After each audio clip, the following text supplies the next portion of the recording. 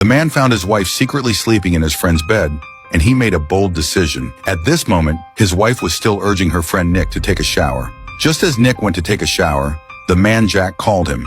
He said that he had discovered his wife's betrayal. Nick was very flustered and asked Jack if he knew who the other person was.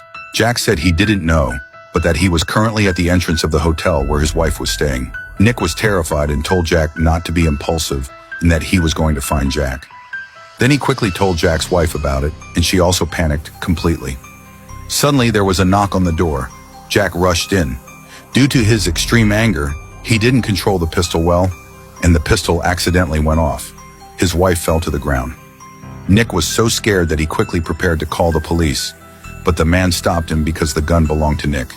If the police came, they would both end up in prison.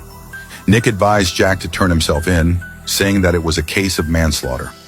After hearing this, Jack decided to turn himself in, and in order not to implicate Nick, he also took the initiative to wipe off all the fingerprints on the pistol. Then he lied that he was going to clean up the traces in the room that belonged to Nick.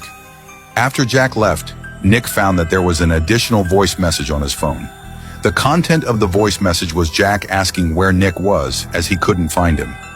After listening to the message, Nick realized that he had been deceived. In order to take revenge on Nick, Jack wanted to frame Nick for the death of his wife. So he left a very misleading voice message on Nick's phone in advance and cleaned up all the traces in the scene that belonged to himself.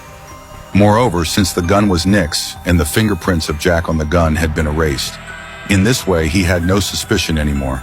But instead, Nick became the prime suspect in the murder of his wife. Finally, the police arrived and arrested Nick.